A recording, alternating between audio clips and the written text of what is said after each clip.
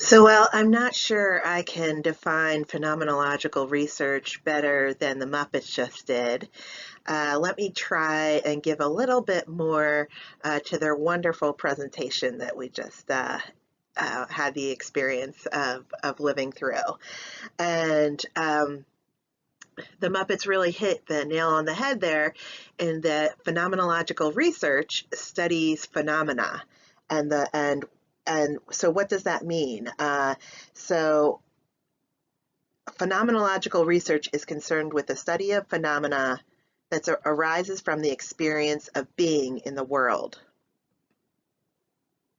This is Arnold here, and let's pretend Arnold has come down to Earth and he's like, I see you guys doing this weird thing, and it looks like you're breathing really hard, and I'm just curious, I think you referred to it as a sneeze. And how would you describe the lived experience, so all the sensory information about what it's like for you to have a sneeze? And that's essentially what we're getting at when we look at phenomenological research. We're interested in the lived experiences of our participants.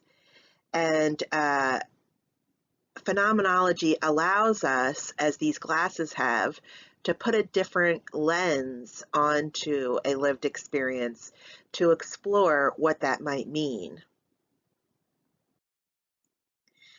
And so phenomenological research can be descriptive or interpretive, which is often referred to as hermeneutic.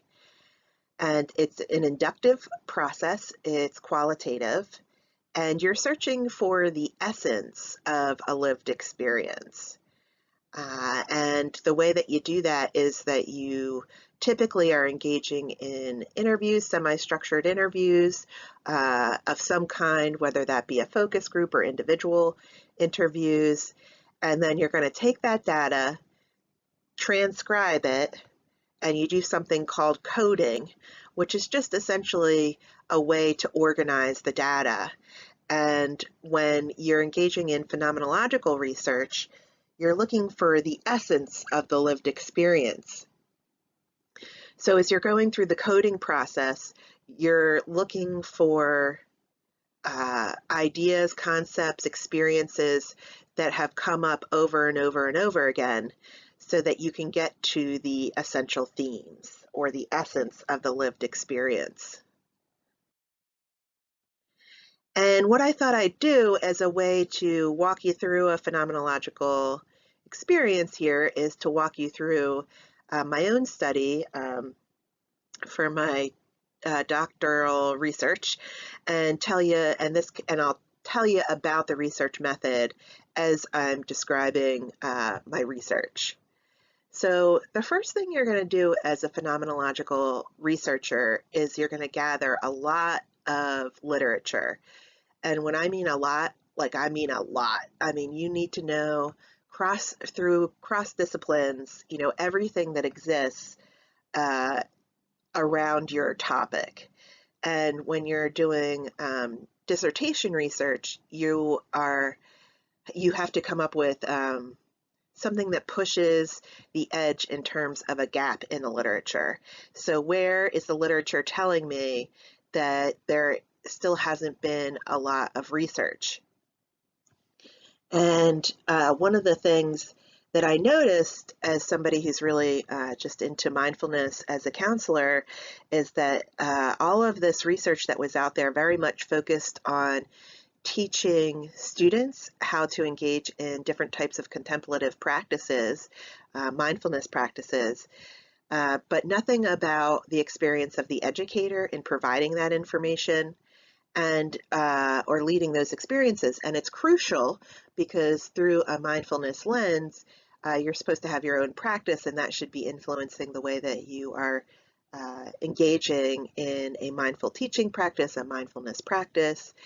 And what's happening in this relational space in between teachers and students. I took a mindfulness-based stress reduction course and was really changed from the experience because it just gave me so much, or I perceived it to give me so much control over how activated I became in any kind of stressful situation.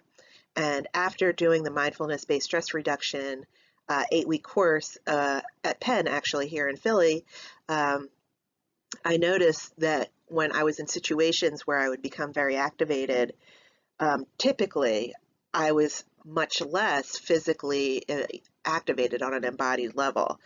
And so I was curious about that because I recognized that, the classroom wasn't always a safe space for everyone.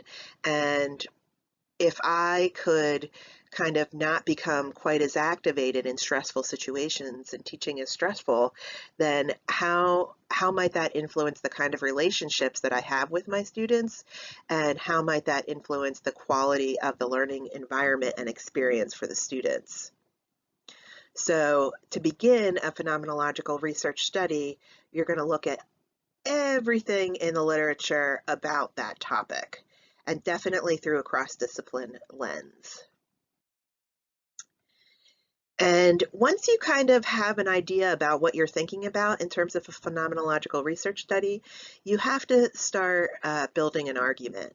And one of the ways that you do that is providing, again, a lot of literature and background into why you think this is an area that deserves to be studied further. And one of the aspects of studying contemplative practice that brought me into this study was finding this tree of contemplative practice and recognizing all the different ways in which one could engage in a mindfulness practice, and how inclusive it was, and so how that might then translate to a classroom experience for adult learners. And when I'm going into a study from a phenomenological perspective, say that 3 times fast, I am going in with the belief that lived experiences can be reduced to their essence. I also chose to do an interpretive form of phenomenology, say that 3 times, because through my lens, I believe that the researcher can't get rid of their bias. It just needs to be acknowledged. And so through this type of interpretive process, I can acknowledge my own bias and how that might influence the kind of study and findings that I produce through a phenomenological lens. So one aspect of that, so to begin doing this kind of research, besides finding all kinds of literature, is to go ahead and write a personal bias statement and talk about the ways in which your lived experience might influence how you see and study the lived experiences you're working with. And so what I found, again, was that, we know mindfulness is very supported in the literature as a therapeutic intervention, and counselor educators have used mindfulness to support students learning therapeutic presence, self-care, empathy. But again, there's very few studies exploring the contemplative practice of educators. And so I sought out first-person narratives, so other types of qualitative research. I also sought out quantitative research. There was this study with Jennings here in 2011 where they engaged in cultivating awareness and resilience in education program. And all the teachers reported that they experienced less stress, less being activated when provoked in a stressful situation, and that helped them to create a positive classroom climate. So here I am, I have this idea, I know I want to move forward, and now I have to go through the method. So the steps in the research process, the steps in the interpretive phenomenology research process to understand what I'm observing, what I'm reading in the literature. And to do that through a hermeneutic lens, you and your participants are a part of the study, and you're looking at an interrelationship between what you're finding in the text and what you're finding in lived experiences. And through a hermeneutic lens, it's called the hermeneutic circle, going back and forth in between looking at the literature and looking at the lived experience and the many other pieces of data that you might collect as a qualitative researcher, such as art, your own memoing, your own notes, along with the interview data and going through all of that with coding. So there's this constant back and forth between looking at the literature and looking at your findings, back and forth, back and forth. And you're taking notes and coding all the way through. So I had 10 research participants, and each time I conducted an interview, it was recorded, transcribed. Once it was transcribed, I would take notes based on my initial reaction. Then I would initially code it.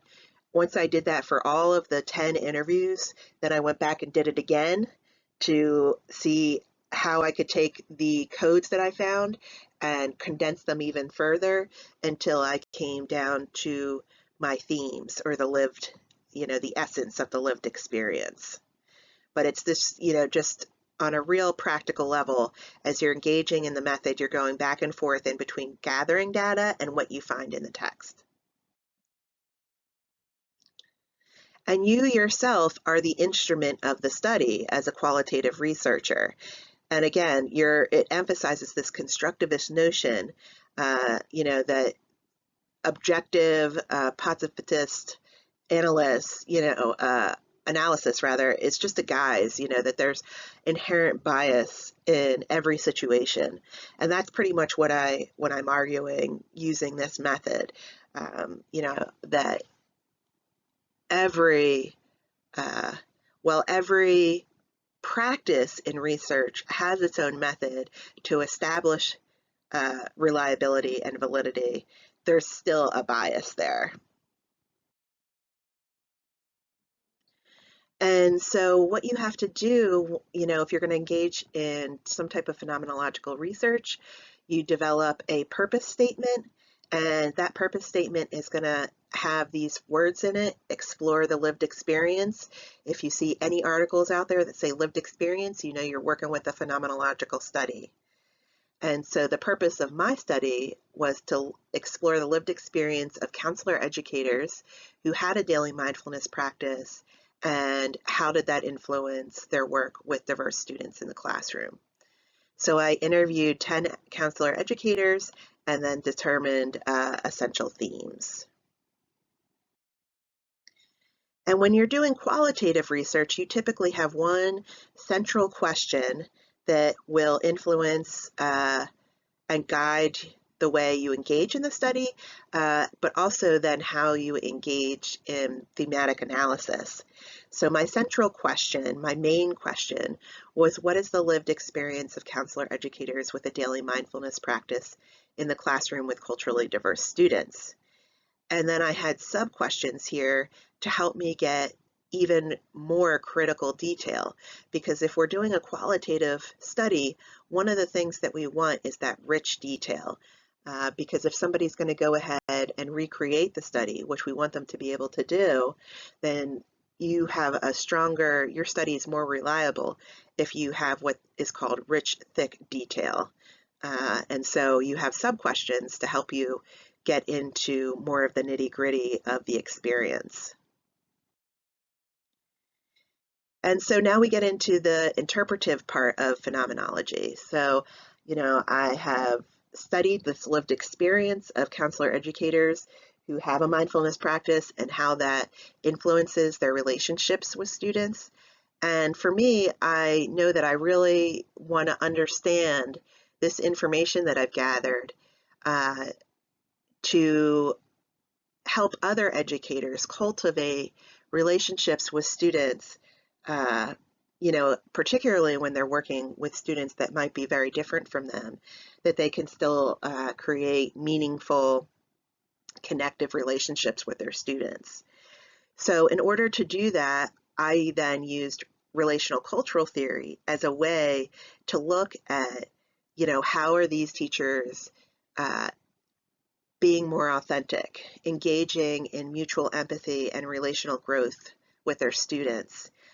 What type of relational images might come up and interfere and or support relationships in the classroom? How is it that engaging in mindfulness practice helps us to be either connected or disconnected from others? And if at all, how might it help to support relational resilience?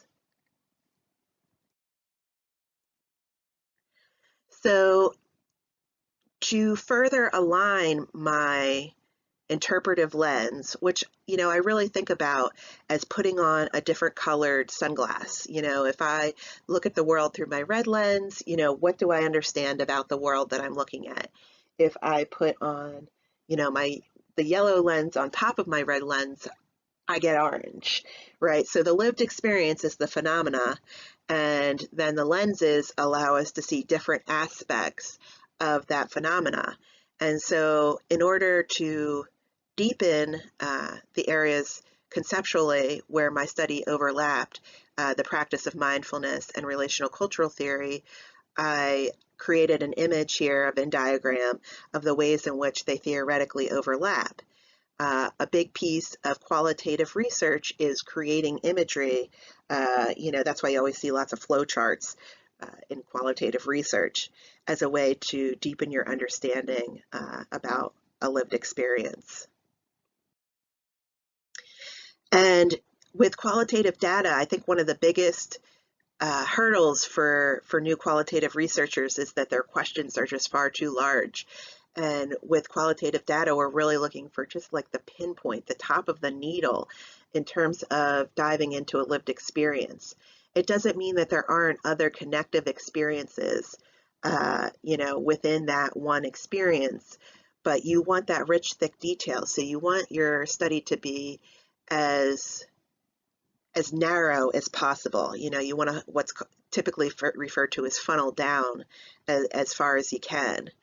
So in doing so, I had to really think about who are my participants going to be. And you don't want lots of participants like in a quantitative study. You're not necessarily looking for generalizable data here. You're looking for the rich, thick description. So I knew that I was only going to interview people that had a doctoral degree in counselor education or counseling psych. They had to be currently teaching, and they had to identify as having a daily mindfulness practice.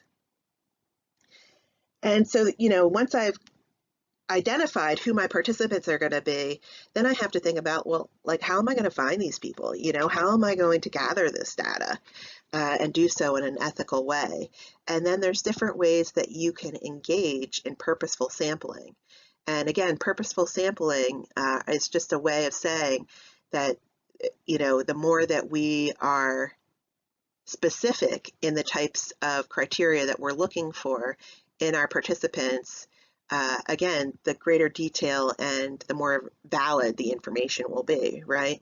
So I use something called snowball sampling, which is where one person might tell another person about the study, and that person might reach out to me, and then I could send them a copy of an invitation to the study that included some of the informed consent. Criterion sampling, as I said here, they had to meet specific criteria. There's also, on this slide here, you see the participant data to be included, but there was also participant data for exclusion. So you can't just sort of say anybody. You got to sort of really get into, who is the specific group that you want to talk to here. And because, I'm looking for a very specific group of people here that might be very challenging to find, I did opportunistic or emergent sampling, meaning I could ask people in my immediate sort of community that, might fit this group of people here to participate in the study. And to get people to participate in the study, I posted on my a counselor educator listserv, and in fact I think I got 8 of the participants doing that by posting on the listserv 3 times over a month and a half, and I got 2 other ones from doing the opportunistic or emergent sampling through friends of friends or teachers who would say, oh, you might want to invite this person. I also just went online and did a Google search, and I looked up on university websites for educators that noted that they were doing mindfulness research, and sent them personal emails to see if they would be willing to give me 60 minutes of their time for this study. And at least within, the sort of the academic world, there's a lot of, everybody sort of knows how hard it is to get participants. So I was sort of lucky in this way to be able to find willing participants. And it only took me about 3 months to gather data, which I would say is pretty quick for a qualitative study. And what we do in qualitative research is we look for saturation. So once I have these 10 participants and I have transcribed all of their data and I've begun engaging in coding. And coding is just a way of indexing or categorizing the information that you found. And you're looking for themes, ideas to come up over and over again. And once that's occurred, you've reached saturation, or you don't need to inquire for any more participants. 10 is actually quite a lot for a qual study. You could do 5, you could do 3, because again, it's about the rich, thick, descriptive data. And from there, I might develop a survey and do some quantitative research. So what type of data sources? Another reason that qualitative can be so wonderful when you're exploring something that doesn't have a lot out there. You can use lots of different data sources. So I had the interview data, I had books, I had articles, I had art. I found internet forums, websites, emails, chatting, video conferencing. Memoing is your own notes as a researcher going through the process of the research study. And all of this had to be transcribed, and that took a long time. I can't even tell you how much data it is, and that's one of the real hurdles to engaging in qualitative research, and unfortunately why a lot of organizations, I guess, that offer funding often won't necessarily give you funding, unfortunately, for qualitative research, because it does take so long, and there is so much data. And yet it's so wonderful because it gives you so much information. When I now do qualitative studies, I ask for that data, that I can use that data as a researcher for the next 5 years, so that I can look at that data through all different lenses in all different ways to see the complexity of that lived experience. And when you are engaging, again, in qualitative research, you have to be as transparent as possible. So somebody could literally go back and do every single step of your process. And I mean like minutia. You need to have detailed everything. And this is just an overview of every step of that process. So once I come up with these themes, then you develop visual aids, that is the flowcharts, and you write an interpretive discussion. So, what did I find once I looked at these findings through a relational cultural lens? As you're going through this process, one of the reasons you're so detailed is to enhance trustworthiness, or what is often referred to as validity, within qualitative research. So can this information be transferable to other situations? If somebody conducts this study in Brazil, will they get the same results as I did here in the United States? So just one aspect. But as you're going through, you're just constantly reflecting on enhancing the trustworthiness of your data. I wanted to give you just a couple other examples of why you might use a phenomenological approach. So Natalie, Scott, and I are working through a study where we interviewed and did some focus groups with students in both the first and second year, exploring what it means to be dually trained as a creative art therapy and counseling student. And so we're interested, what happens when you get what would be considered in most programs as 2 degrees, but as an integrated whole in terms of one's professional identity. I also completed a study where I had 11 participants engage in a very similar model to mindfulness-based stress reduction, but in virtual reality. So what's the experience of those individuals engaging in mindfulness in virtual reality? So I can think about as an educator, and phenomenology is used a lot by educators, how might that influence the ways in which I teach mindfulness to future clinicians who are going to use it with their clients. And here are some of those pictures I was talking about. So there's lots of free online tools to, to make these flowcharts and things. I did this on a free site, and it can show the hierarchy visually in terms of your findings. And so at the center here, the main concept is the mindful counselor. And then I have themes that I found as well as themes found in the literature. So what do I mean by that? Well, because I did a hermeneutic study, to start out with, first I themed my literature. So I found all these articles and I looked for the main ideas among all these articles and I themed them. And then I started out taking the quotes from my participants and putting them under these headers. Theme 1, mindfulness practices. Okay, let me find every quote every person said about the ways in which they engage in mindfulness practice. And as I went through that process, I recognized that some of the themes that emerged did not fit within the literature-based themes that I started out with. So then I had sub-themes, and these were the ones that emerged from the study that I didn't start with in the literature. And again, looking at interpretations of the findings, the shared concepts, and so let me get here to some of the findings.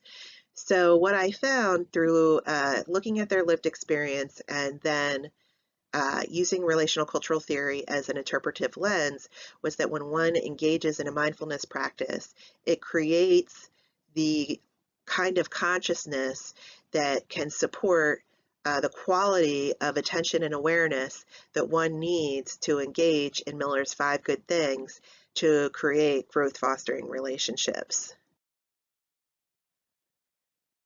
And with that, there's deeper opportunities for empathy, compassion, connection, and ultimately deepened learning, at least through the lens of these educators.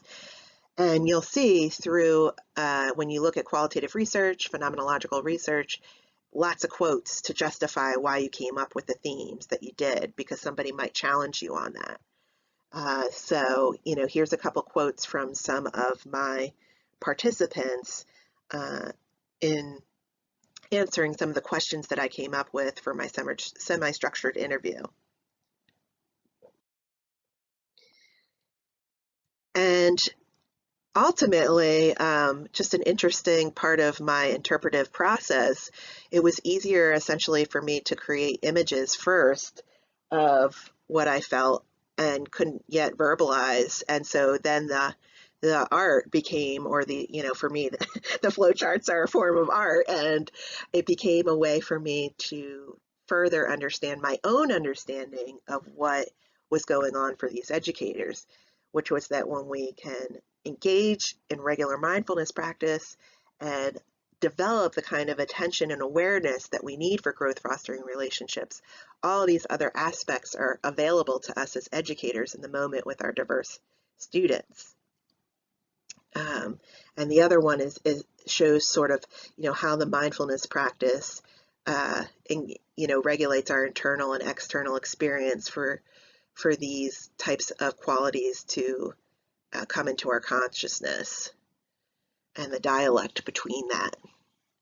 So from here, I could decide to do an arts-based research study to look into any aspect of these results further. I might come up with a survey and then send this out to, I have to calculate for sample size, but send this out, let's say, to 125 counselor educators and say, do some kind of Likert scale for these aspects: mutuality, presence, creativity, compassion, empathy, and say, if you have a mindfulness practice, rate these things on a scale of 1 to 10 in terms of, how much you experience them, or the impact of your practice on these experiences with students. So phenomenological research gives you just an immense more opportunity to study any type of phenomena even further. And as we sit here in the middle of COVID, what is the lived experience of students learning online for, in schools that are traditionally land-based? What is the experience of uh, people of color continually watching all this horrific violence towards people of color? So you can see it's critical. In fact, the cycle of domestic violence, that was a qualitative study. That was a phenomenological study. So it's no surprise that a lot of counselors enjoy using phenomenology, because it so lines up with the work that we do already as clinicians. And I have to tell you that by doing phenomenological research, I became a better counselor. It really helped me to understand and get better at metacognition, meaning being able to separate myself enough from my own thought process to be able to observe myself in that process. And my mindfulness practice was essential to that occurring. And so this is just one brief overview of phenomenology. It's such a huge and vast field of knowledge. The best way to, if you're interested in doing phenomenological work, is to look at others who have done it. I mean, when I was interested in this study, I just went into my school's library and looked up a ton of theses and dissertations where other people had used the method. And I just looked up, sort of key areas. How did they word their research question? How did they establish trustworthiness for their method? And that helped me to be intentional, which is, a huge aspect of this work, of phenomenological work, in finding research to support my own research. And that's it for now. If you have any questions, I invite them and would love to talk to you about it. Thanks.